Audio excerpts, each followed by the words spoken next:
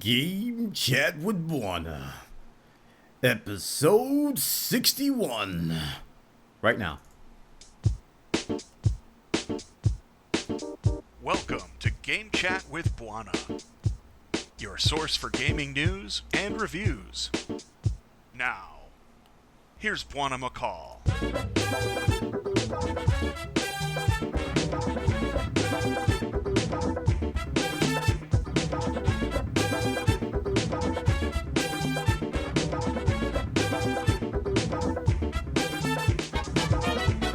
This is Game Chat with Bwana. Game Chat with Bwana, episode 61, coming at you right now on Game Chat with Bwana.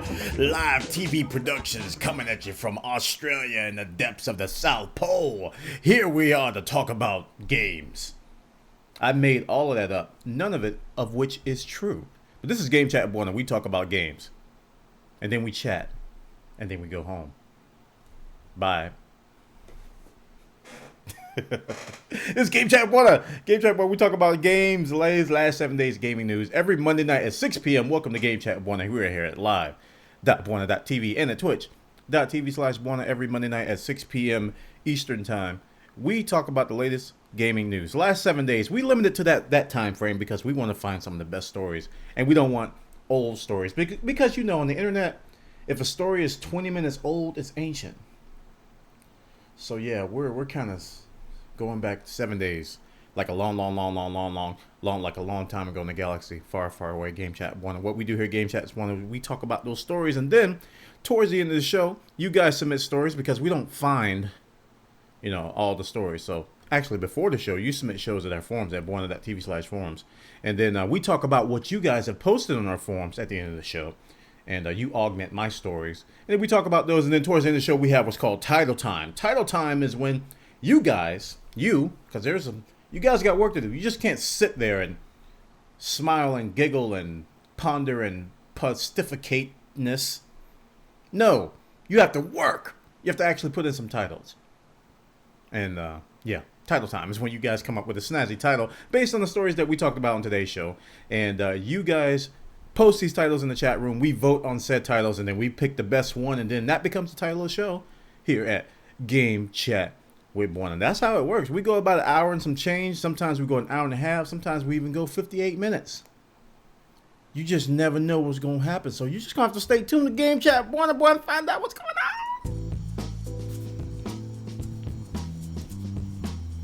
Game Chat with Bwana would not be possible without the support of our corporate partners. Twitch.tv, Wirecast, YouTube, and 123 Systems. Thank you all for your support of Game Chat with Bwana.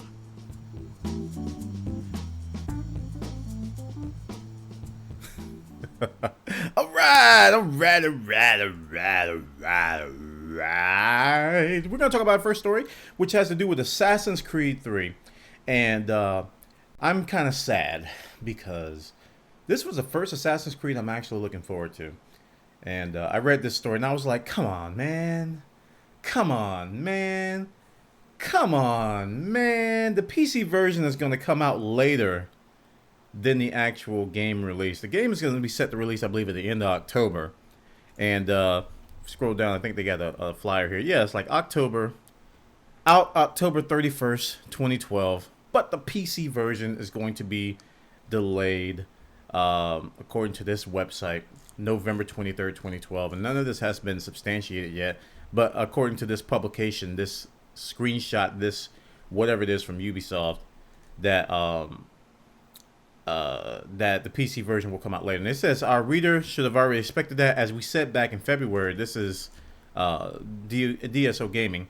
We have no further details about it. We can safely assume that it will be coming to the current generation consoles with a PC version following at a later date. Our guess is that it will be delayed as we haven't received any additional info or media for it yet. So there was some speculation from this site that since they didn't receive anything about the PC version, that it was going to be delayed, and they've received yet more information to substantiate that in the form of these particular images that state that the PC will be coming about a month later. Even if this is false, I am very, very, very, very happy if it's false because, like I said, this is one of the first Assassin's Creeds that I have been looking forward to. It's going to be set in the American Revolutionary era, on the American soil for the first time in Assassin's Creed. I believe this is the first time Assassin's Creed has ever been on American soil. So this ought to be an interesting game. Some people are like, oh, it's just the same Assassin's Creed, but a different backdrop and different textures and different story and different weapons and different attacks. It's just the same old Assassin's Creed. It may be, but it's the first one that caught my attention, so I'm probably going to be playing this. Check this story out, guys, over on DSOgaming.com. They got the details about Assassin's Creed possibly coming out later on the PC version than our beloved console brethren. Now let's talk about Scrolls. Scrolls from Mojang. You guys may remember, this is a collectible card game. Collectible card game. Coming from the guys who brought us our beloved Minecraft. And they've released new updated information regarding the release plan, and it's no surprise. They also released a new trailer, but it's no surprise. They're going to follow the same plan that Minecraft pretty much had. They're going to have a closed alpha, which they're going through now, I believe, and then they're going to go into beta, where you can buy the game at a cheaper price in beta, and you'll get the game at launch. It's almost exactly like Minecraft was. So the trailer's out, and this is like I said, this is a collectible card game. I just like saying that. So if you're into those types of games, I'm not. So I'm not going to be buying Scrolls. I'm going to watch you guys from afar. I'm going to watch you guys from afar and say, hey, you enjoy your Scrolls. I'll be over here doing what I'm doing and some stuff. But if you look at the trailer, they got a trailer on their media page. If you click media, if you go to scrolls.com, click media, you can see their updated trailer. And, you can get more information about Scrolls. This is from Jakob Porser. And, yeah, that's Scrolls. This was posted on June 25th, 2012. I'm anticipating that this will be out in beta before the holidays. That's my anticipation. I think these guys want this game in your hands before the year is out. Before the year is out and before the holidays. All you anti-Call of Duty people, because Call of Duty comes out towards the end of the year, and you're like, you shooter guys suck in your guns and pointy knives. I'm going to play my collectible card game. So there. Bye. Check it out, guys, over on Scrolls.com. They got the details about some of the release information, the latest release information about Scrolls. Collectible card game. Collectible card game. Collectible card game playing game. Now, let's talk about that story that none of you knew about. Absolutely nobody in the entire universe knew about this story. This is an exclusive with Game Chat with Bwana. You heard it here first, people. Mass Effect 3 is getting an extended cut DLC. No, this is not a lie. No, this is not a rumor. Mass Effect 3 is getting extended cut DLC here on Game Chat with Bwana. You have to figure this out in your brain to say, hey, what Bwana lie to us? And I'll go, no, I am here for you guys because Mass Effect is here. Yeah. I'm joking. This story is everywhere. Mass Effect 3 Extended Cut DLC will be coming out tomorrow on June 26th. Yes, today's the 25th. This is the much anticipated extended scenes. Now, if you've been living under a rock and haven't been following this, or you're just not interested in Mass Effect, let me enlighten you a little bit. They're not changing the endings at all. There's not going to be any changes. And some people they want a different ending, and they're not going to get it. And there's going to be a lot of sad people because even if you tell them that, they're going to expect a different ending. The Mass Effect 3 ending is what it is. There's nothing you can do about it. What they're going to do is they're going to try to fill in some of the holes as to where the other characters are going and what they're doing. So I believe it's going to start from a mission where I think you attack one of the bases, the Cerberus base towards the end. If you haven't played the game, sorry, spoiler alert. And they're going to be inserting new scenes from that point. And there's going to be all kinds of new dialogue, new scenes. It's like 2 gigabytes of content that are coming. Like I said, guys, not a new ending. If you didn't like the current ending, there might not be a lot here to convince you to like this ending. This is to add closure. That's right, closure, because you're turning the page, you're shutting a book on the beloved characters of Mass Effect 3 so that you can sleep at night and going, oh man, I just don't know what happened to Tally. I can't sleep. Where did she go?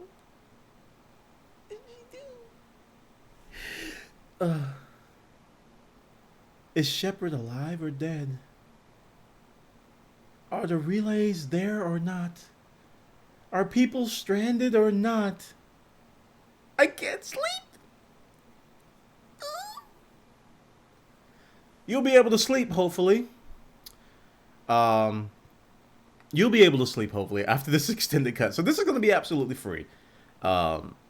Absolutely free DLC. It'll be available for download soon. And they even got an extended cut wallpaper. And it's actually extended and cut. Check it out, guys, over on masseffect.bioware.com. You can read a little bit into the preview. They got some YouTube videos, some interviews with some of the head cheesettes and cheeses over at BioWare. Much anticipated, and hopefully the controversy will die down a little bit more. But there are some people out there that love Mass Effect more than their families. So I don't know if this is going to be enough to calm the fire that people are going to make. I expect to see a Kickstarter for a Mass Effect spin-off or something. Somebody going to say, we're going to rewrite the Mass Effect ending sequence, and we're asking for your donations of $25,000 or less. Kickstarter, Mass Effect. Check it out, guys. They got the details over there about that particular stuff right there. Now let's move on to the next story. In the release category of the releases stuff, we're talking about release things coming out. Some new information has kind of appeared. I wouldn't call it new. Some of us anticipated this, some of us didn't. That Solid Snake will return in Metal Gear Solid 5. Hideo Kojima is believed to have told France Games magazine, and this wording is now probably changed because they have confirmed that these quotes in this post are indeed valid. So we expect to see Solid Snake to make a return in Metal Gear Solid 5. Now, those of you who played Metal Gear and Metal Gear Solid, you know how much of an iconic character Solid Snake is. I don't know how many times he's died. I lost count as to how many times Solid Snake, quote unquote, died. He's dead. But no, he's back. He's dead. But no, he's not dead. He's cloned. No, that's not his clone. That's his brother. His brother clone, man. Who was made from ashes of Solid Snake's hair. Burned in the fire of Metal Gear when we blew it up the 20th time in Metal Gear 26. I don't know. Snake has an infinite respawn. So, I don't think we'll ever see the end of Solid. He's like Mario. It's like, I'm back. It's me, Mario. I had another life. But yeah, it's kind of hard to kill off of such a character that we've kind of grown attached to. They'll make prequels and prequels and prequels of prequels and prequels of prequels. They'll make collectible card games and all kinds of stuff. But I'm happy to see him coming back. I like the Snake series. I didn't buy the last Metal Gear Solid. I don't know what I'm waiting on. I guess I need some time because I know it's like watching a 17-hour movie. So you kind of have to, get your buttocks ready to sit down for that long. You got to cushion your buttocks a little bit. Get a pillow, get some popcorn, get some easily accessible drinks. And then get your controller like this. And then you just play for 40,000 hours straight. And your buttocks are doing very well because they won't be flattened by sitting down for that long playing Metal Gear Solid in front of your television set without getting up to go to the bathroom. Check it out, guys. This is over on computerandvideogames.com. They got the details about Solid Snake making a return to Metal Gear Solid 5. We'll be happy to see him come back. Game Chat with Bwana is recorded live before a worldwide audience every Monday night. You can participate by suggesting news stories. Just register an account in our forums at bwana.tv/forums.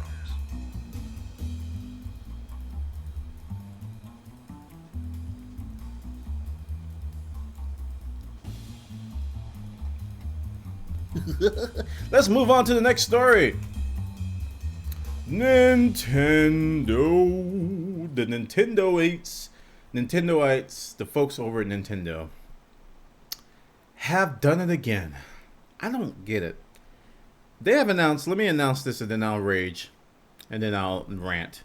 Nintendo has announced the 3DS XL. The 3DS XL. And this this particular device is a larger version. It wasn't big enough. It was a larger version of the 3DS. 90% larger screen and a larger SD card for storing downloadable games.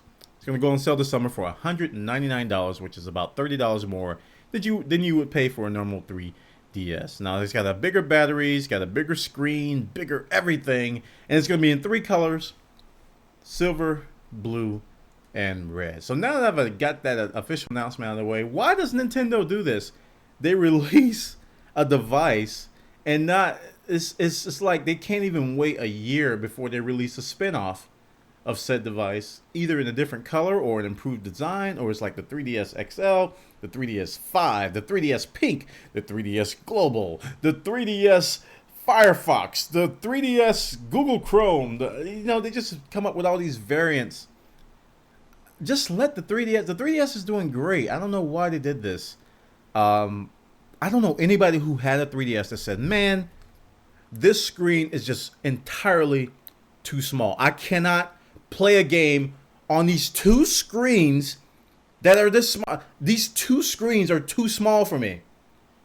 Nintendo, I want my money back. I have gone blind because I was squinting at your tiny 3DS 2 screens. I can no longer play your video games. I can no longer play any video games because the 2 screens that are on this tiny device have blinded my eyes. There is no possible way you can expect... I don't know nobody who actually said that. I don't get why they did this. I don't see the market for it. I'm not in marketing. I'm not even on Nintendo's payroll. I just don't understand. So, is anybody out there gonna buy this? I mean, if you're watching this video on YouTube, let me know. Say, Bwana, hey man, I'm excited for the 3DS XL. The sole purpose why I didn't buy the 3DS is because my hands are the size of giant buildings. You see, my thumbs can crash cars, and when I flick a booger at something, it just destroys buildings. That's how big my hands are. So when they announced the 3DS, I was so happy, Bwana, because I can finally play that new Super Mario Brothers with my gargantuan hands that can smash continents if I were to yawn too loud. I don't see it, guys. I just don't get it. I don't get it. Ah, man, it's perplexing. I don't have the words. But we'll be watching it. I was kind of confused about why they would go with 3D when they did the 3DS. I didn't think 3D had that big of a market. I don't know if people are actually enjoying the 3D of the 3DS. I know some people that I've talked to say they turn it off because it gives them a headache, and some people say they turn it off because it gets on their nerves. So we were just happy to know that Nintendo gave us an option to turn the 3D slider down.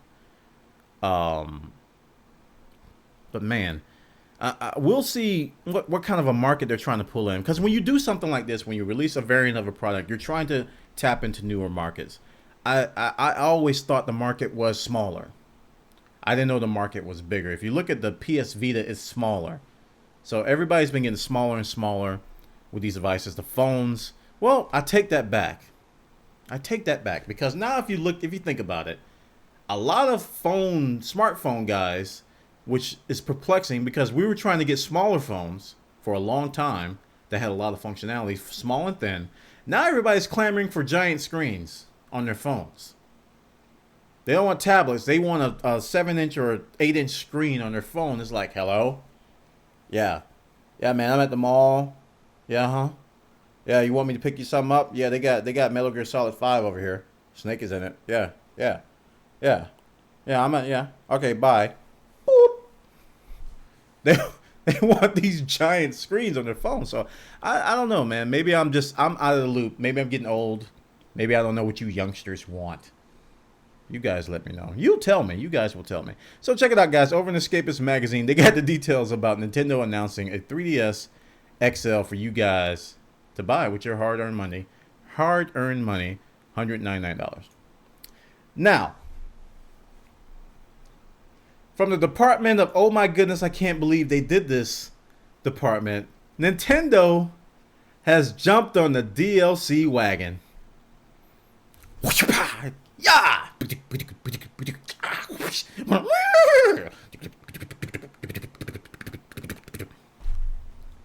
They have jumped on the DLC wagon. Yes, the all-new Super Mario Bros. For 3DS is going to offer paid downloadable content. Our beloved Mario has now jumped the shark. It's me, Mario. You thought I didn't like the coin. I have the coins. I love the coins. It's me. Give me all your coins and I give you new levels. I jump higher, you give me coins. Oh. Nintendo has done it. Oh boy, it's confirmed by European Nintendo President Mr. Satoru Shibata. This add-on, this is a paid add-on, will be implemented after the game's launch. However, the additional downloadable content shall not be a component of the Super Mario Bros. Main story, as it is meant to be featured in the new Coin Rush mode, which is included in the upcoming version of this game. If you guys didn't remember from the preview, the new Coin Rush is like this bonus stage area, almost like a bonus stage mode. You know, in the Mario games where you go to a bonus stage and you just gather coins. This coin stage mode is like this giant challenge mode where you just try to get as many coins as possible. It looked fun. I'll admit it did look fun, and it got me interested in the 3DS a little bit because I do pretty much buy almost every Mario that comes out. And you know, I've been sticking with the Wii, but I don't usually buy the handheld versions that much. But yeah, guys, I don't know what to say. While I'm not surprised, I was kind of shocked that I didn't know that Nintendo was one of the last companies to hold off on DLC on their main titles. I don't know. I don't know. I just didn't know. I wasn't one of the ones that says, well, Nintendo's not offering DLC with their games. It just slipped my mind. I just didn't pay attention. And then when this came out, I'm like, wait a minute. All this time Mario didn't have DLC. All this time Zelda didn't have DLC. I was like, wait a minute. Wow.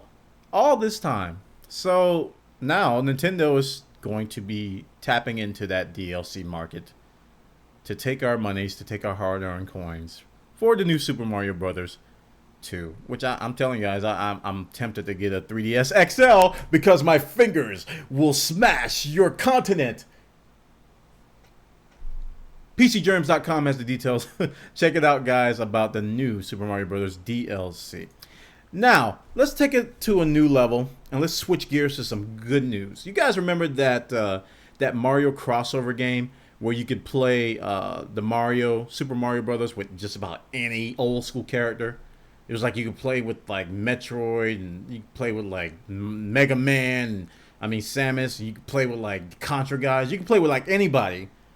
And it was a success. I think a lot of us were really, really impressed with it. So this Mario crossover developer has started a Kickstarter project where he's going to do a game called Super Retro Squad. And the name of the company is called, or the name of the group team is called Exploding Rabbit. Exploding Rabbit. So they're seeking, I believe, what's the money? I don't think they have their goal here. No, they don't. But they're seeking some funding. It's going to feature 40 plus levels that will be spanned across 8 worlds. It's a pretty substantial game. Not just going to be a couple of levels. 40 levels, 8 worlds. Based on one of the characters, so there will be plenty of variety found in environments. And, each world will be based on one of the characters. So you're going to have a lot of variety in playing all the characters. It aims to include equipment, character upgrading, as well as hidden items in the levels. Hidden items in the levels that can only be found with specific characters. $15 pledge earns you a digital copy. It has a tentative March 2013 release on Mac, PC, Linux, Android, and iOS. These guys are doing it right. They do have the goal here. It will be fully funded if it reaches the $10,000 mark by July 19th. I really think they're going to do it. Let me get the latest status on their Kickstarter. I haven't checked it. So they're already at $15,000. Done. GG. They're pretty much done. $10,000 right now. They're swimming in the money. They're like Scrooge McDuck. Just dive in the vault. I just got that love me money. He's swimming in the money. GG. Super Retro Squad. I'll be looking forward to this one. I'll probably pick it up when it comes out. So check it out, guys. This is over on joystick.com. They got the details over there about this particular title where, yes. This guy's going to be making all kinds of cool things. Now, let's talk about Dota 2, Defense of the Ancients. Now, this is a MOBA, or a Dota clone, or a Dota game. I guess you can't call Dota a Dota clone. A lot of people like to call the Dota clones like League of Legends and Heroes of New Earth. They like to call them Dota clones. Some people call them MOBAs, Multiplayer Online Battle Arena. But Dota 2 is Dota 2. So what they've added is kind of perplexing when you think about it. But what they've added is the ability to embed tournaments. Now, this is something that I really liked about the game Bloodline Champions, that you could actually watch tournaments within the game client. You could actually look at the brackets. You can click on the game and actually watch the game as it unfolds. It was ingenious. I think a lot of companies should pick up on that. So Dota 2 is going to be doing something very similar where you can actually look at the tournament live games, and also you can look at replays of the games, but you got to buy the tournaments. So for the tournaments you've purchased, you'll find a complete breakdown of the tournament's matches and be able to quickly jump in and watch them on your game client. So I've been watching StarCraft games for a long time, and Gome TV did this for a long time. They would offer you a premium access for like $10 or something for like 3 months. It was pretty cheap. And you had access to what they call the VODs, which are video on demands. So if you missed the matches, which most of us did because they were like 3 or 4 in the morning our time, you can go back the next day and watch the recording of the match if you paid a particular price. So it looks like they're kind of mingling that into the game itself, where you can actually purchase these tournaments, but it's kind of embedded and ingrained into the game itself, into the game client. And Dota 2 is going to be a popular game. I think a lot of people don't know how popular this game is going to be when it actually releases. It's going to be free to play. You get all the heroes, and it's by Valve. So Valve can release anything and it will be successful because a lot of people just buy everything Valve makes. So this is going to be a Valve title. It's going to have a lot of crossover content. You're going to probably see a lot of TF2 stuff. You're going to probably see a lot of Counter-Strike crossover stuff. So competitive play and esports are really being ingrained into the Dota 2 game. So if you're into this type of game, if you're into watching this kind of stuff, I think you're really, really, really, really going to be enticed to buy these tournaments. I like to watch Dota 2 games, but I'm partial to Twitch because I'm a Twitch admin. I watch Twitch. Twitch is like my main source of entertainment these days. I watch other people play games. Don't really watch TV anymore. So when there's a Dota 2 tournament, there's likely like somebody like Purge Gamers, who's casting it, or there's other casters that do it. And they even mentioned that I believe Valve was quoted as saying that they're not looking to overtake or replace live streams, but they said some players actually want to be able to control the viewpoint themselves, which is true. They want to watch a game from their perspective, and they want to be able to look on certain parts of the map and not be confined to what the caster is doing. So you'll have interactivity. You'll be able to control what you see in a live game. Pretty ingenious. The thing that puzzles me, though, is I want to see the prices of these tournaments, because I would want something like this for free for live games. I can understand paying for... Actually, I can understand paying for both, because both of them require resources. You got to have servers, you got to have storage and all that stuff. And I don't think Valve can monetize everything through hats. But I was hoping this would be included for free. as you can watch regular games in the client right now for free. I don't know. So I'm able to forgive Valve for this. I'm not going to ding them because they have to make money somehow. They can't just give us everything for free and we're like, free. They got to make money somehow. And the game is free. You'll be able to watch other games for free. You get all the heroes for free. Pretty much you're paying for cosmetics, and this is another pay point. So check it out, guys. I got the details over on joystick.com. You can check out Dota's site as well. They got the details about this new competitive mode for watching tournaments. Now, if you're playing that other MOBA, that other Dota clone, you probably haven't been playing it lately. Yeah, League of Legends and Riot are in disarray. This past week has been a tough time for those guys. It's been a lot of downtime. There've been huge queues. Some people suspected distributed denial of service attacks or DDoS. I kind of feel sorry for them because they were riding high, coming off of DreamHack and other major tournaments. You know, League of Legends is really, really booming. So Riot has gone on record to explain what has happened with this situation. They basically said it was a bug. The recent patch introduced a bug, which we've heard that before from them. I think I've heard it. I barely followed League of Legends news, and I've heard them say that at least 3 times in the past 3 months. Like, they'll delay a patch and say, oh, we're about to deploy this patch and we found a game-breaking bug that requires us to delay it another 2 weeks. So this time, they found a bug that takes down their servers. There was a performance-related issue. And it was causing all types of, overloads and lag and disconnects and long queue times and downtime. So over the last 48 hours, this was written on, June 23rd. They've made substantial hardware configuration changes, performance testing 101, that they believe will address the problems. We're actively monitoring the service, but we're still not out of the woods. So if you guys have been playing League of Legends or been trying to, you probably have been aware of this. The long queue times and the downtime is really, really detrimental. So I kind of welcome you. Welcome, League of Legends. Welcome to other games. We have a saying at Bwana.tv and ATB. Too many games. There's plenty of other games you can try. Welcome to other games. There are other games besides League of Legends.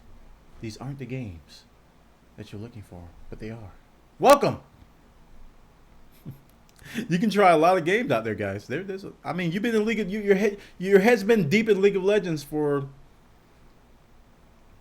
63 months.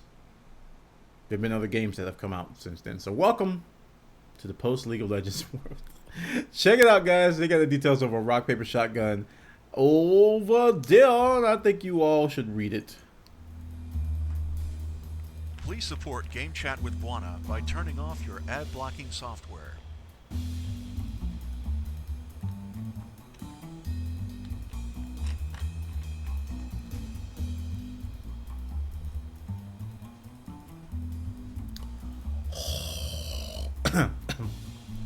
Okay. Speaking of Diablo 3. Oh man, this patch for Diablo 3 is going to go down in history as one of the most controversial patches in a very, very, very, very, very long time. I am saddened because as of this patch, I have really slowed down in playing this game. Because I was getting into it, I was putting a lot of hours into it. But patch 1.03 added a lot of things that made me not want to play as much anymore. And it's made me got me re-interested in playing Path of Exile and anxiously anticipating Torchlight 2. But this patch not only did a lot of balance changes and a lot of controversial difficulty changes, it also made it harder for legitimate users to play. And it's sad because they made a change to the game. Let's explain the change.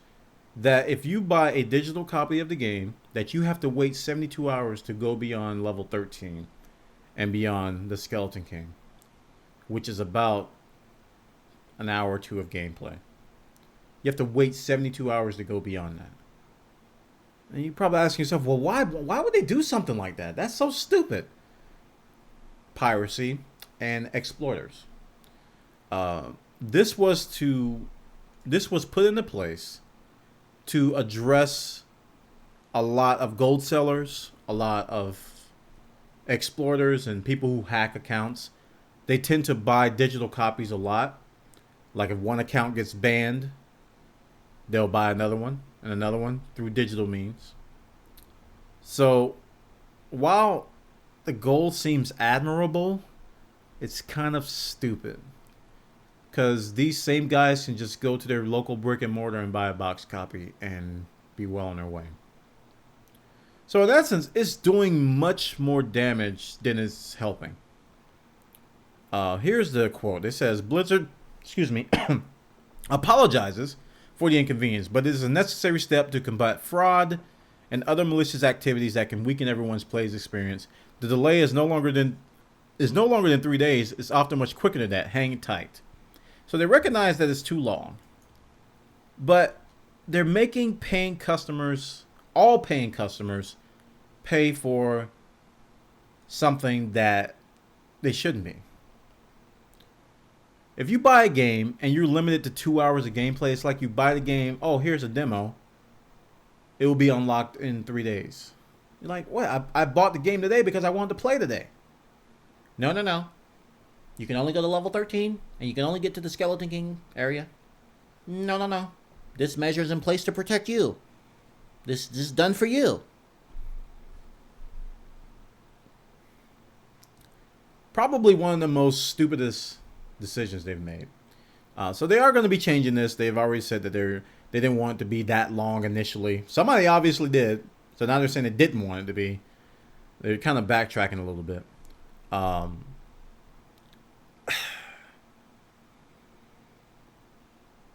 So in essence, when you buy the game, you have the starter edition. If you haven't heard about this, the starter edition is the free version of the game where you can you basically can play the game and have a level 13 cap and only can get to a certain spot. And I think it's like a certain day restriction on it too. So the full edition has essentially been downgraded to that if you buy a digital version of the game. I like I said, I can't find anything positive about this. I try to look at things from a positive perspective quite often, but there's absolutely nothing good about this. Everything about it is bad. The idea is bad. The idea that it would deter malicious activities is bad. It's not going to, especially if you just limited it to the digital copies. Like I said, they can just go to a store and buy 4 copies. Every day they get a new shipment, they can just buy. Because I've seen some of these gold sellers, even way back in Final Fantasy XI, they'd have closets full of boxes of games that they bought. And they just get the keys from them. And they get so many accounts and they farm gold with them. So it's a terrible, terrible thing. So check it out, guys. I don't know, man. Diablo 3, they're making some bad decisions lately. Hopefully they can turn it around with the next set of updates and communiques to kind of earn the trust back from the players, because it's getting not just the patch, there's a lot of things, man, going wrong with this game. Over in Escapist Magazine, they got the details over there. Now let's talk about Path of Exile, and what you're looking at is a screenshot. Path of Exile is a competitor to Diablo. It's going to be a free-to-play game. I've talked about it here before. It's on my What I'm Playing videos. It's a very, very dark and dank looking game. Very similar to what the Diablo 1 and 2 game looked like.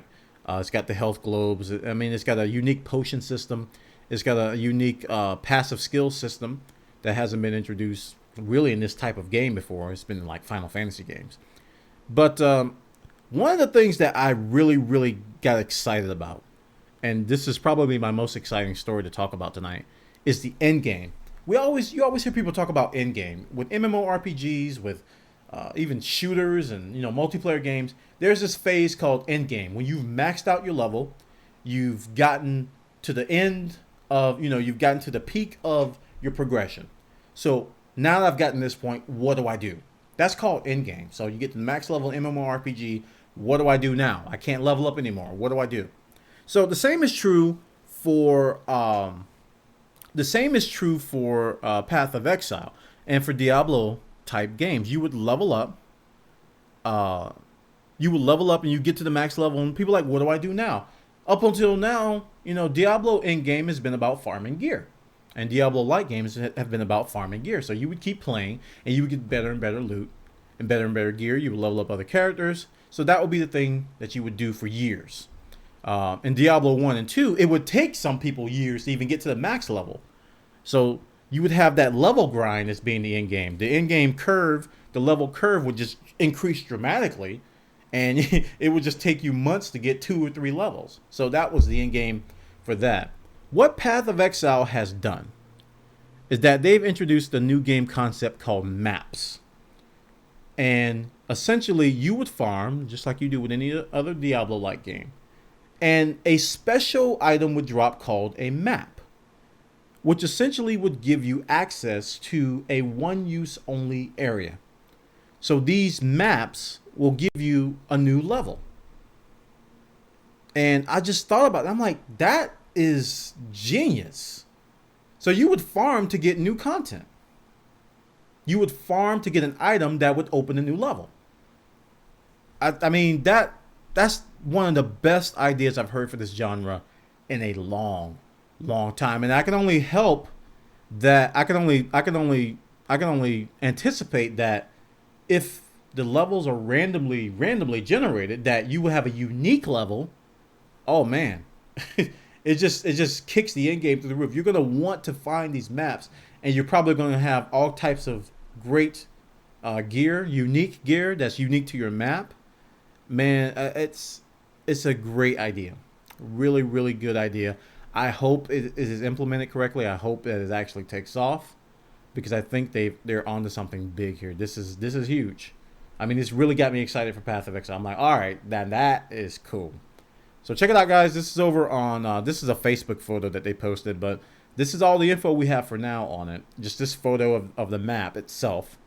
It says, travel to this map by using it in the eternal laboratory. Maps can only be used once. So they plan on have a developer diary post on this to explain more details. This is coming in the next patch, the 0.911 patch, which should be out shortly, because they're aiming for that open beta at the end of August, I believe. So check it out, guys. This is over on Facebook.com, and they got the details over there.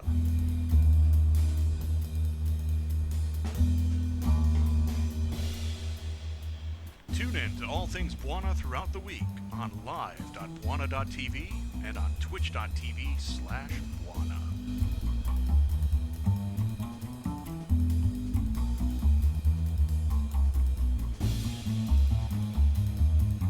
Okay, let's move on.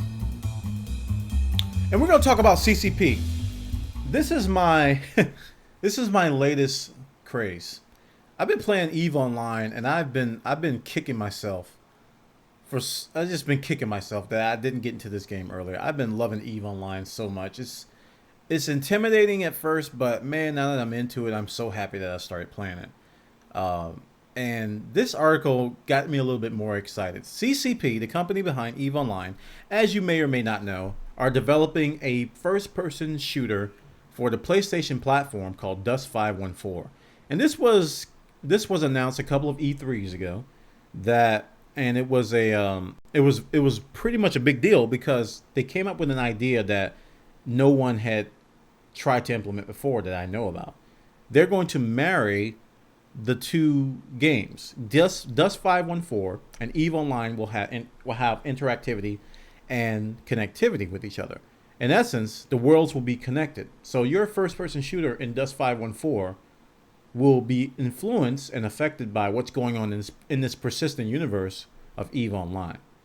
So this article talks about a little bit more how Dust 514 and EVE Online are going to interact. And one of the quotes that got me excited is that, where is it? They said, here, you could take from this what you want, but it got me excited. Senior producer John Lander opened up recently in an interview with Eurogamer, sharing not only the details about the new gameplay mechanics, but that the designers have 4.5 years of content planned for the interconnected games. Now, you guys may not know, EVE Online is kind of old. I think it's been around for like 8 or 9 years. And they just recently introduced a new patch called Inferno. New content. It's not paid content. It's just a new content. 4.5 years of content planned. So at launch, the games will begin to have shared chat channels, markets, and obviously maps, which can then be ironed out for bugs and balance issues on a larger scale. He says we're going to start on that. We have a lot of dials we can tweak to balance because no one's done this before, and we don't know how exactly it will turn out. So if you don't know CCP, EVE Online is essentially a sandbox. They give us tools in EVE Online and say, have at it. It's a sandbox. There's very little direction and control as to what you can do from their perspective. They allow you to do what you want. They give you missions and things, but you have your player-run corporations and you can do whatever you want. I don't know, but here's another quote. If you take all the districts and death matches, you take control of a planet and you get the surface control center. So this is in Dust. If you and somebody in EVE are allied, so in EVE you got control of the orbital control center, then you get a space elevator, which makes the transport of goods and services that much easier and cheaper. So if you're allied with an EVE corporation that has control of a orbital control center, and you take control of a surface control center, you get cheaper stuff. So that's an example of the connectivity. So you get rewarded with cheaper items if you have control of areas in both space and on the planet. So right now, Dust is working on its own production server, and they're going into the future details. As we go through the summer, they're going to move Dust onto EVE's public test server so that the two will first have the first link up. And I can't believe I haven't been playing EVE all... Because this is about Dust, but I can't believe I haven't been playing EVE all these years. It's such a good game, man. I'm having a great time with it. And Dust 514 for you PS3 users, I highly recommend it. It's going to be free to play. So it's definitely worth a try. Just make some space on your PS3 hard drive. It should be at least worth a try. It's going to be free to play, man. And I am looking forward to this. This is going to be a great time. Check it out, guys. This is over on escapistsmagazine.com. They got details about CCP's latest latest announcements about Dust 514 and EVE Online interactivity. Now, from the department of the cool department, about the cool stuff and the cool things, about cool stuff and cool games and cool ideas, this project really caught my attention because if you guys have ever played Portal, Valve's title, you immediately were probably taken aback to your physics class. If you've taken physics in high school or in college or anywhere, you probably thought, hey, this game is like making me think about, momentum and trajectory and all types of things that I was supposed to be paying attention to in my physics class. I thought F equals MA was a song.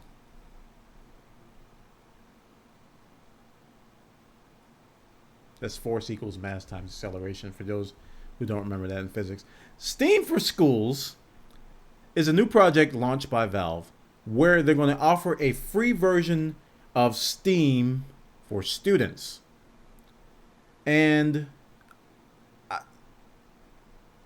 I'm like, perfect. I'm thinking to myself, this is perfect because you can basically teach with the game Portal. It's going to have Portal 2 lessons where you can build a lesson plan. Students can go through using the game to not only solve puzzles, but create their own. So this is a great way to reinforce physics concepts and scientific concepts. And perfect. So they're doing the limited Steam version because obviously, if they give us a full version of Steam with this, the kids are going to be trading TF2 hats in the middle of class.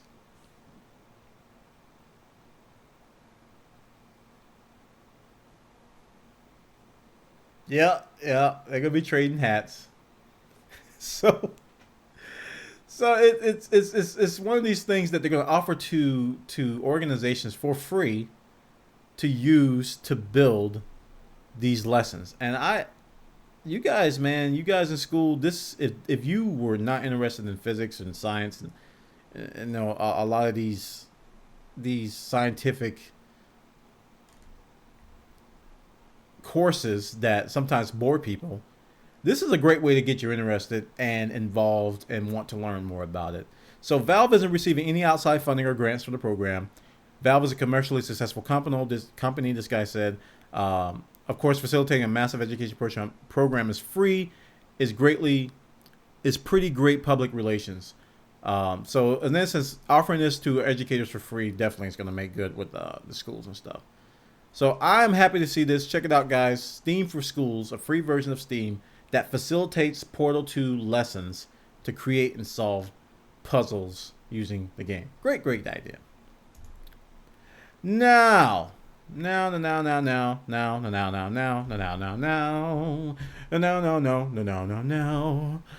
go ahead and talk about the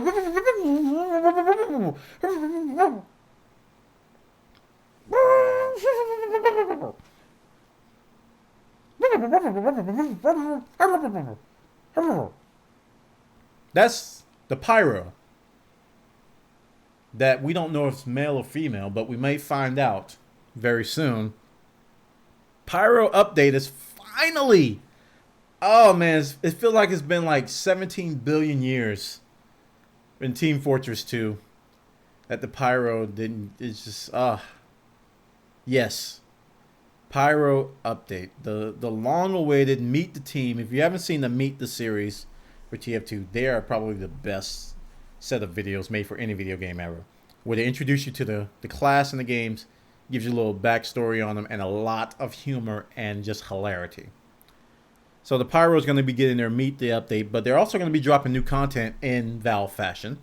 You're going to be probably seeing new weapons, new game modes, and new things all over the place. The first update dropped today. They're going to give us a new update every day, day 1, day 2, day 3. And today's update is called Doomsday. This is a new game mode added to TF2 that is kind of weird. I read it twice and I still don't get it. Doomsday. This is what it looks like. It's about a rocket. So it pits blue against red. Let's read this. Doomsday pits blue against red. I'm just going to read it. I'm not going to try to interpret it. With only one team getting the honor of transporting a suitcase nuke full of recalled Manco Australium to American Monkey Knot Poopy Joe's rocket, so he can blast off and hunt down Soviet space chimp Vladimir Bananas. It's the same spirit of competitive enterprise that stalled the moon landing by 3 years when Buzz Aldrin suplexed Neil Armstrong into a pile of folding chairs at Astromania 69. Both teams will attempt to get the necessary fuel up a preposterously slow-moving elevator and into Poopy Joe's Australian-powered rocket to the stars.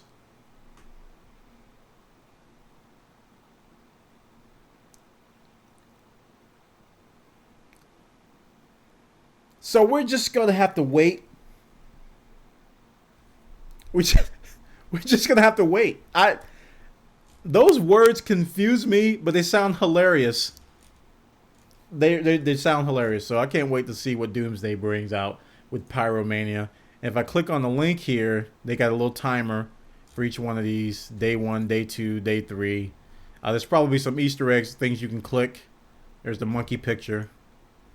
Let's see. They got the achievements here. Yeah, that's a nice desktop. Monkey Knot. Yeah. I think I saw a link for something else in the chat. Let's see what this is. The band that wrote Safety Dance has most unthinkably offensive name we've ever heard. Men Without Hats. Oh, okay. A little joke in there. All right. So that is the Doomsday Pyromania update today. We're going to be seeing more updates coming the next couple days, and we're going to find out a little bit more about the Pyro finally. Maybe they'll reveal if the character is male or female, because we just don't know.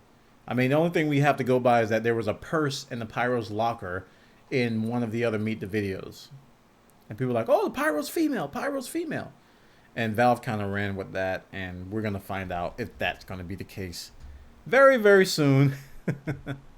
So check it out, guys, over on tf2.com. They got details on that. And for our final story, we're going to talk about that controller.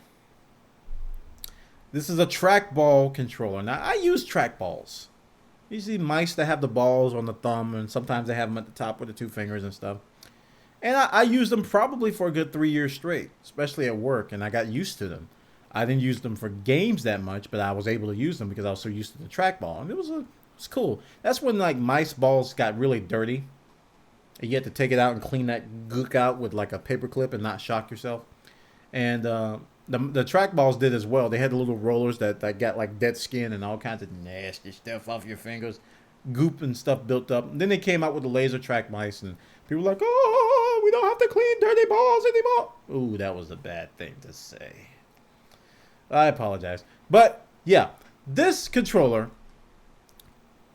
has a Kickstarter. It has a Kickstarter, so he's trying to raise $125,000 on Kickstarter so that he can deliver this PlayStation-esque controller with a right analog stick and a right trackball, which I don't know, it could work. He has a video of him playing Diablo 3 with it. So we'll see if this actually takes off. I wanted to talk about this because I've never even thought about a controller concept like this. So if he gets $125,000 on Kickstarter, let's see where he is right now. He is at $12,000. Not bad. He's got 8 days to make over 100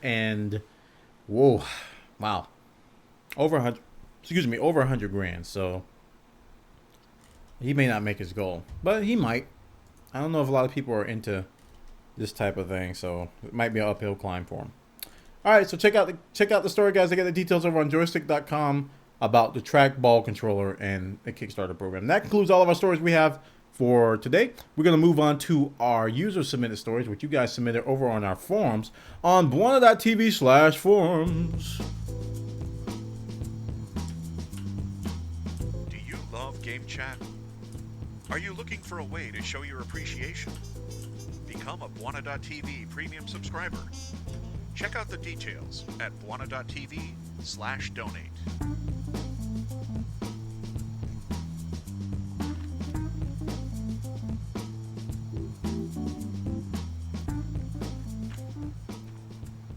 Okay, head over to our forums at Bwana.tv/forums. We talk about stuff and stuff. You can sign up or not. Okay, we're going to go to our first story from CMW255. Star Wars The Old Republic update 1.3 incoming.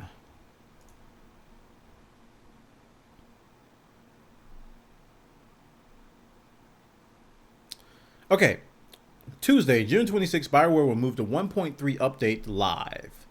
While this particular update won't introduce new questing content, it will insert a new group finder in the game, which should make it easier to find others to beat up bosses in flashpoints, operations, and planetary heroic missions.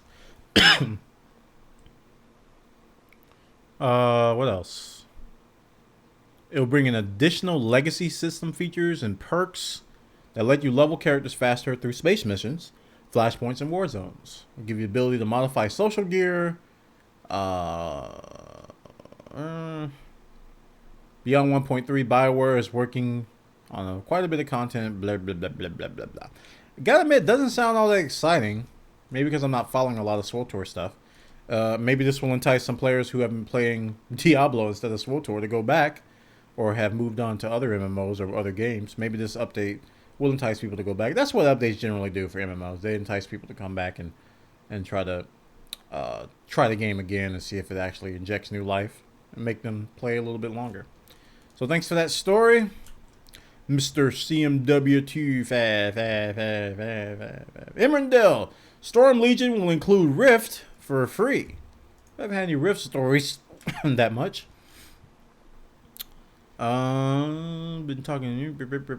Rift is gearing up for its first expansion, and it will impair. Oh wow! So Storm Legion is the name of the expansion, and this is pretty cool. If you buy the expansion, it's going to include the full game. along with it. So I wonder how they're going to price this. It says, of course, this sounds like less of a deal if you already own Rift, but you're covered there as well, as existing players can keep and can expect a price discount on purchasing the expansion. Now, this is all gonna depend on the actual price that they set, because they could bump prices up, and Rift is kind of cheap these days. But it's a good idea. It's a good idea to include the full version of the game inside of an expansion. I know Final Fantasy XI did that with, I think, Chains of Promanthea. I think Chains of Promanthea had a bundle where you can get the full game and the expansion for a certain price. But the price was kind of kicked up a little bit. So we'll see how they price this, and we'll go from there. Thanks for the story, Emrandil. Next story from Christian Dumel.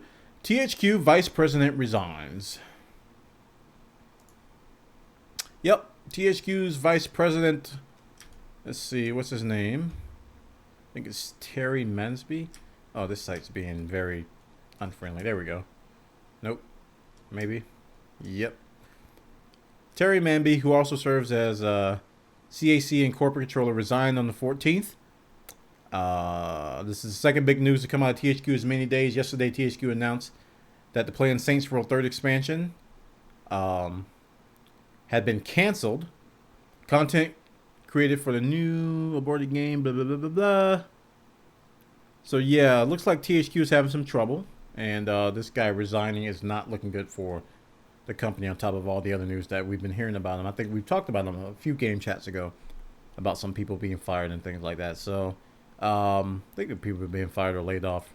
I forgot the story. It says, no doubt more such resignation will come as Ruben works to stave off THQ's impending NASDAQ delisting. So the company's kind of folding a little bit. So they're kind of in disarray. So thanks for the story, Christian O'Mel. Blizzard accepts reality, gives Diablo 3 refunds to Korean gamers. Okay, and I believe Korean gamers were denied access to the real money auction house. And why am I not getting a horizontal scroller on some of these sites? Making my life miserable. Some JavaScript repositioning things. All right. So many things have gone wrong with Blizzard's launch of Diablo 3, but if you think you haven't had it bad, you have it bad because you bought the download version, blah, blah, blah, blah. Yeah, we talked about that. The problem is experience in the West were peanuts compared to what Koreans went through. The biggest problem is that the requirement of the persistent internet caused a lot of problems for Korean servers. Were down for days after launch.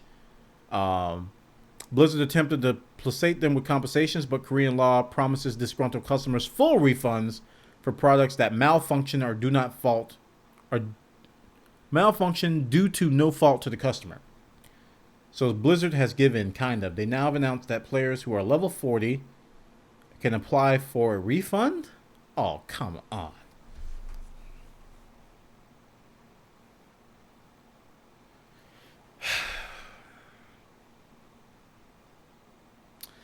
Yeah, that's I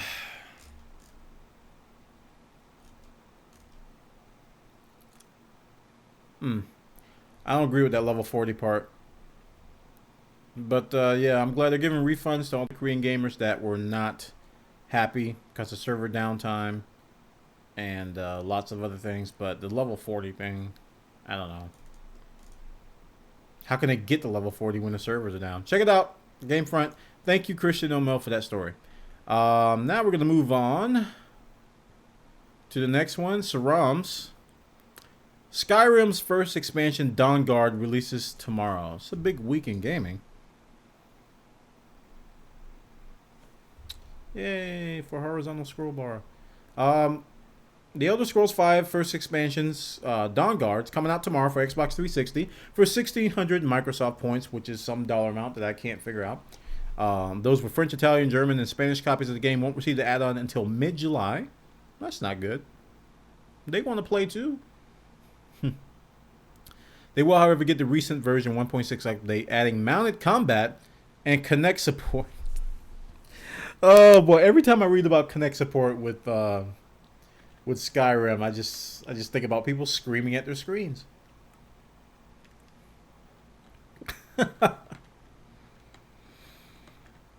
Oh man.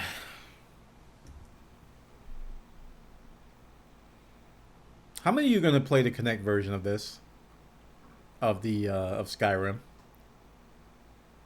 Are you gonna scream at your screen to blow people back?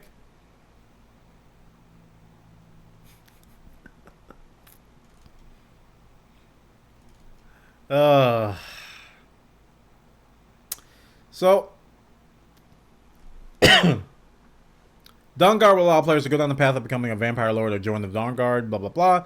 Being a vampire lord comes with all sides. Sprout wings and hover or raise the dead. Ew. The catch is that they take damage during the day. Vampire hunters, on the other hand, get cool crossbows and can summon trolls to fight for them. Alas, no flying or bat transformations. Boo. 10 to 20 hours of gameplay. So somebody in the chat said that's about $20 for 1,600 Microsoft points. No word on the PC version yet. Yeah, there's still no word on the PC and PS3 versions. Anyway, check it out. Over on Eurogamer.net, they got the details. Thanks for the story, Saram. Sure AI Mod Team's new Skyrim mod project.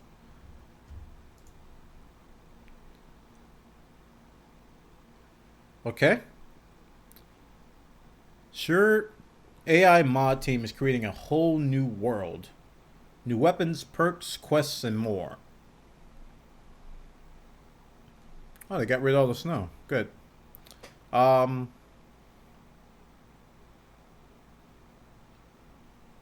Sure AI, for those who don't know, is a mod team that thrust Nehrim onto unsuspecting Oblivion fans in 2010, creating a mod that won a slew of awards. Excuse me. Slew of awards from the likes of ModDV and PC Gamer. They replaced Tamriel in something entirely original and much less high fantasy. Oh, there's so much reading. I don't feel like reading all of this. So they're adding a whole new sandbox environment, it seems. Through a mod. It's like the world's been transformed. With new weapons, they say here. New weapons, perks, quests, and more. So they're essentially kind of trying to rewrite the game. Which is cool.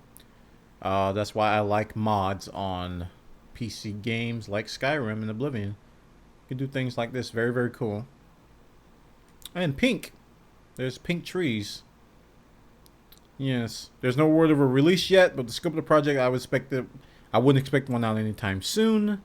Keep an eye on Enderall's website for more details. Thanks for that story, Sirams.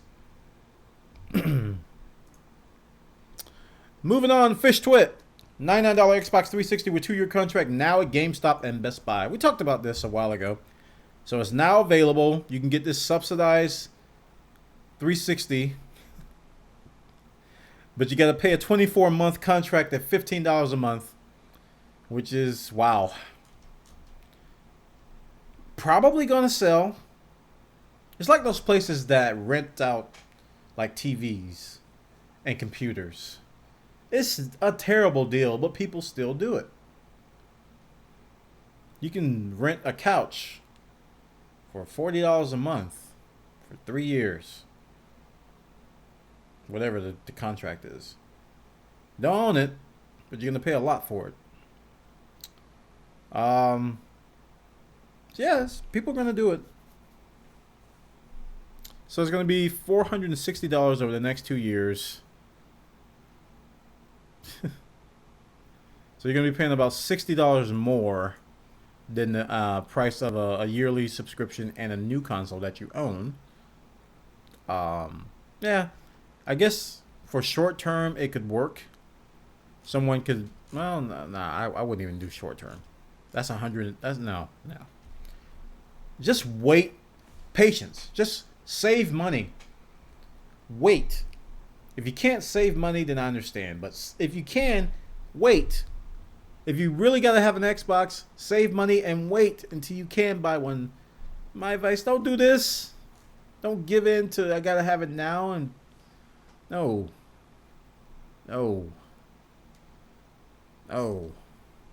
Check it out. Thanks, Fish Twit. Mega KB with the cat face and the that monocle. That cat's got a monocle on a top hat. Want a Need for Speed movie because that's what you're getting.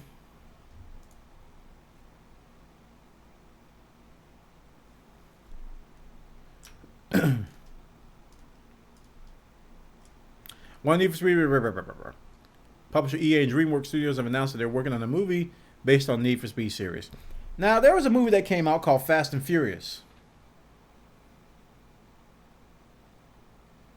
Okay, the screenplay is based on the Need for Speed series, but is based on an individual game.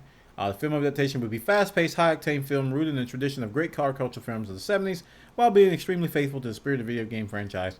In Need for Speed, the cars are hot, the racing is intense, and the story keeps the players at the edge of their seat. It's no secret that video games movie adaptations never turn out that great. Just look at Max Payne. Yeah, Max Payne was pretty bad. They even mentioned the Fast and the Furious. Yeah. So yeah, that movie's coming out. I don't know how it's gonna do. I'm not gonna want to watch it, but you guys might. Thanks for the story, Mega KB. Mega KB. Mega KB. Mega KB. Hajimoto says DayZ plus Arma 3 interview. Optimization, map design, radios. Porting DayZ into Arma 3. Arma is the latest darling. Everybody loves it. Everybody loves watching it. It's like very little downside to playing this game, other than that the engine's kind of broken. But this is definitely going to be good news because Arma 3 is going to be the next version of Arma, and that, man, the game's just looking so good. Arma 3. So this guy interviewed the creators of Arma 3 and DayZ. Let's see. Let's see if I can find a meaty question here. It says, does the reputation of Arma, blah, blah, blah, blah, blah. People sitting down drinking drinks, showing their chest hair, trying to look all manly. Okay,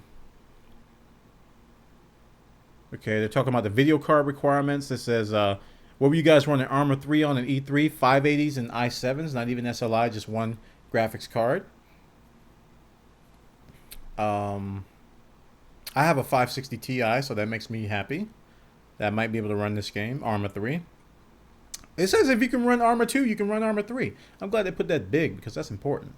Cool. So if you can run Arma 2 today, you'll be able to run Arma 3. And it looks gorgeous. It does look like your video card is going to explode just by looking at the game.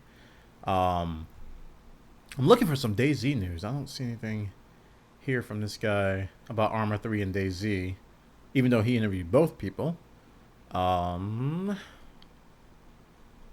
There's some bugs worked out. Man, such a pretty game. Says the scale is insane. Even the smallest village is fairly big compared to the previous versions of Arma, so it's going to be bigger scale. Wow, that I thought that was real for a second until I saw the Arma 3 logo there. That, man. DayZ news. I want to see some DayZ. The night battles are going to be crazy. My friend wrote a mod about a year ago that made every bullet into a tracer. Night fights resemble Star Wars. Cool. Oh, muzzle fire. Look at that. Man, such a pretty game. Okay, here we go. I saw the DayZ news. It says, kind of like DayZ, it has the same needle and haystack feeling where you see someone that has a similar emphasis on vision. Crooks. What is this? I don't know what that is. Sounds like a mod. Okay, here's a question. What's your process like then for adding new features to DayZ? How are you holding up? DayZ happened to get so popular servers on like Minecraft. It says it's very easy to start losing your way. This is so much text. Man, I wish they had a summary because I do want to read all this, but I don't want to take up you guys' time with the show. But check it out, guys. There's a lot of information about Arma 3, DayZ, and an interview with the creators and the design team over there. Thanks for that link, Hajimoto. I'm going to read all of that later. Okay, last donut. Newly formed petition to add hardcore arena mode to Diablo 3. And this is something that Path of Exile has been toying with. They have a hardcore weekend events, kind of like this. The follow-up petition is directly toward Blizzard to implement a hardcore arena mode in order to advance further advanced esport related activities. Not limited to streaming, broadcasting tournaments. The plans for PvP do not include a hardcore mode. So hardcore arena mode. Each season will begin with players selecting the hardcore arena mode, character upon creation, and participating in a level and registration window.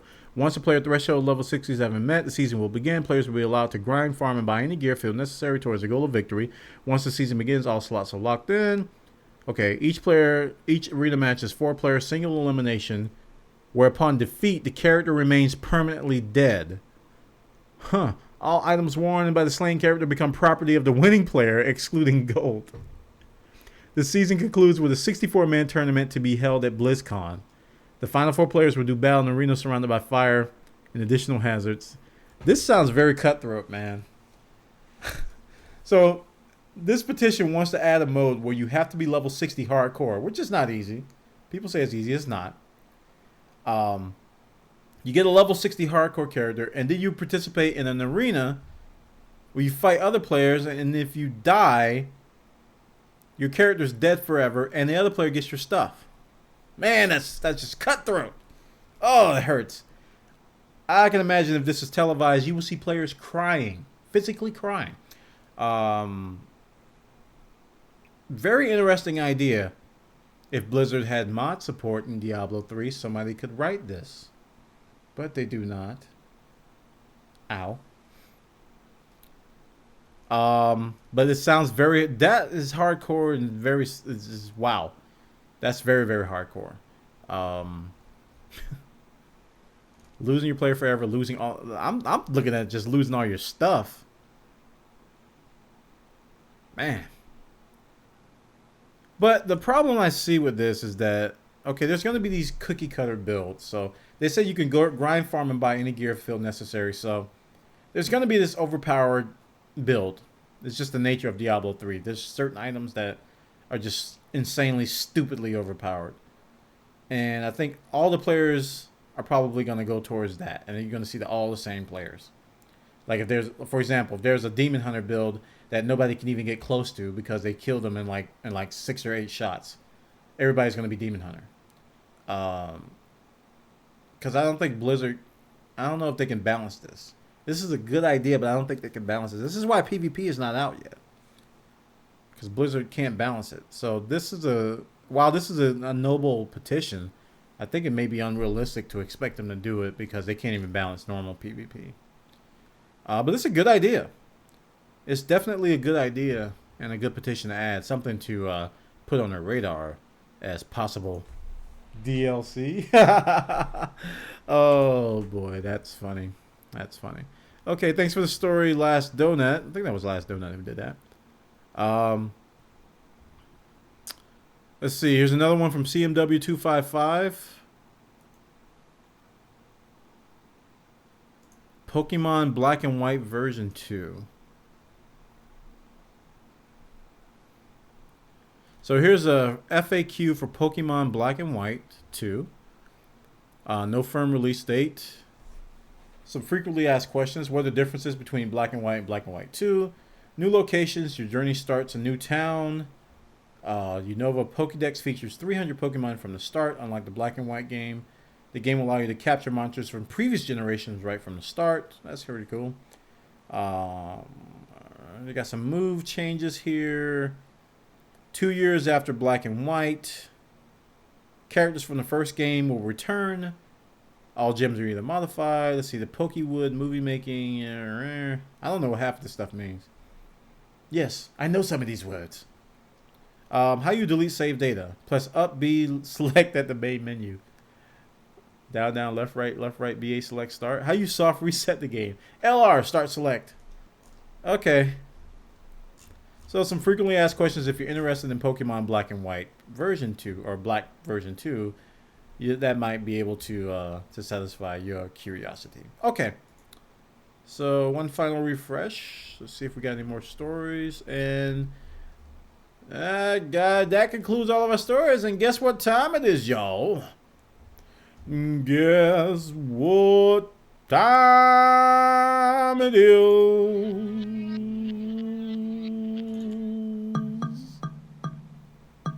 It's title time with the correct music. Downtime is when you guys come up with snazzy titles. Post the titles in the chat. We're going to pick the favorite ones that we like the most. And then we're going to vote on said titles. And whoever has the most votes is going to win. That title is going to be the title of the show. And you're going to walk away with them accolades that everybody loves. Let's do it.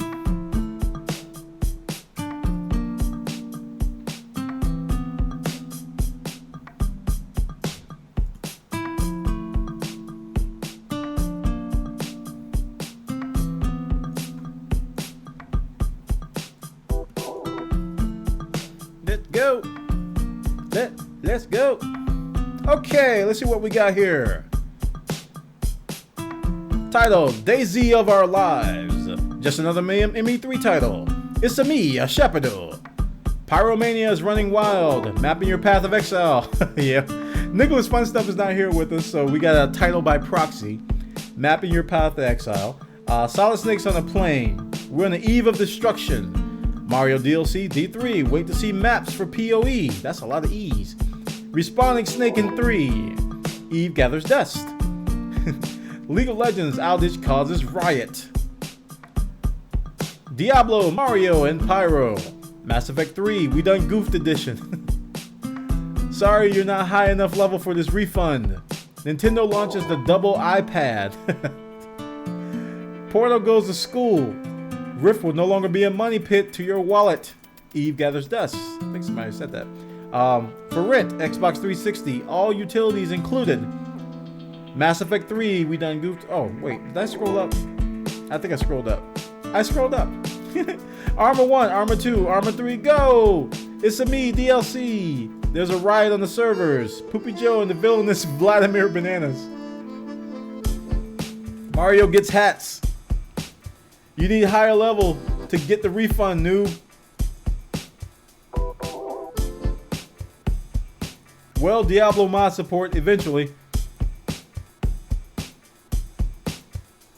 Will Diablo mod? Okay, will. I forgot. I didn't see the comment there.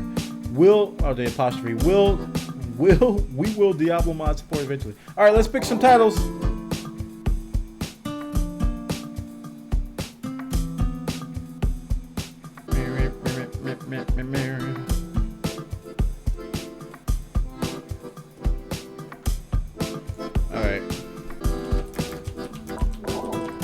I like this one. Eve gathers dust. And there's another one. Mass Effect 3, we done goofed edition.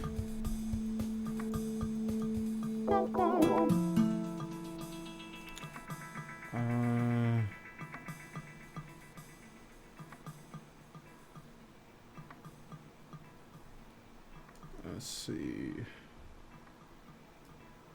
Let's get this one.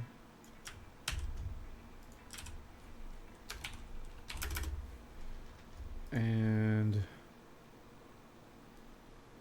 I'm sorry, I gotta do this. It's a good title. Even though Nick's not here. It's a good title. Mapping Your Path of Exile is a good title. I might do 5. Because there's a lot of good titles in here. Wait, there's some more since I started. Rent an Xbox, ruin your life. Nintendo charges more. Pyro's turn. Finally, Diablo PvP gets nasty. I'm sorry, Diablo 3 is indeed compatible. Any news on Guild Wars 2? No. Okay. And okay. All right, here are the 4 titles. We're gonna go ahead and vote when B George starts it. Just type the number when he starts the poll. The number only, to vote on the title. The poll has started. Just type the number. Number 1, Eve Gathers Dust. Number 2, Mass Effect 3, we done goofed edition. Number 3, we're on the eve of destruction. Destruction. And we're mapping your path of exile. Vote, vote. Vote, vote. Great titles today, guys. You guys came with it.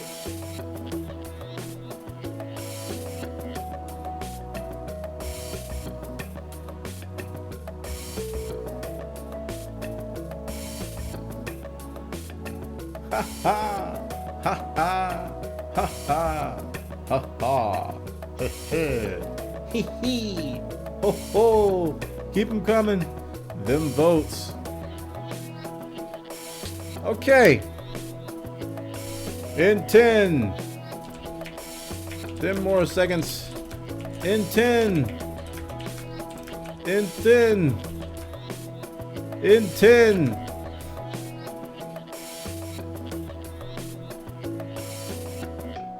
The poll has been stopped.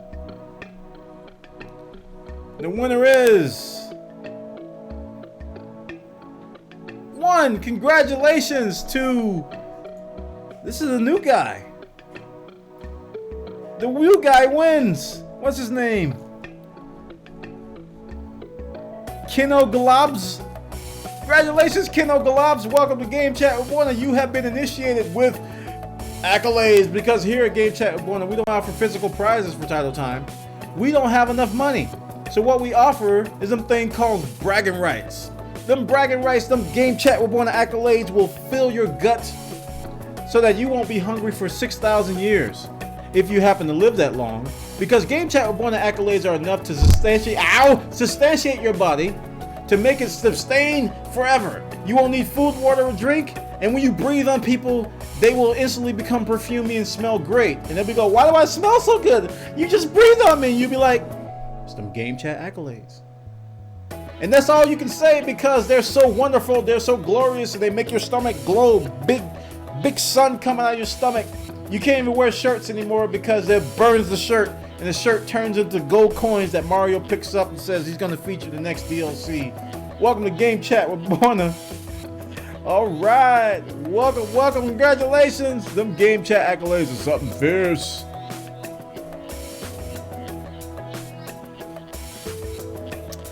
And that concludes Game Chat Bwana, episode 60. I want to thank everybody for coming by. We're here at live.bwana.tv and at twitch.tv/Bwana. We do this thing every Monday night at 6 p.m. I want to thank you all for coming by live. If you haven't subscribed already, go to my YouTube channel, youtube.com/ILBuff. You can catch the archives of this show as well as my other little game clips and other little shows that I'm working on there. Also follow me on Twitter, twitter.com/Bwana, and also on Google Plus at Bwana McCall. We have a subreddit at r/BwanaTV, and we also want you to check out our forums at bwana.tv/forums. And I want to thank everybody for coming out tonight. We're going to go ahead and play some Path of Minecraft, because Eve gathers dust. So we're going to play some Path of Minecraft. We're going to hop over off this show onto our pandemic server and kill some zombies, make some money, and kill other players. If you haven't checked it out, guys, go check out our new pandemic server at pandemic.bwana.tv. Server's doing really well. A lot of people on there. And we're making improvements daily. We're gathering your feedback on our forums. And I appreciate everybody for helping us out. All the builders, everybody who's been working on it. It's been a great success. All right, guys, that concludes Game Chat with Bwana, episode 61. Eve gathers dust. I want to thank everybody again for coming, and I will see you all next week. Take care. Have a great day. Bye-bye.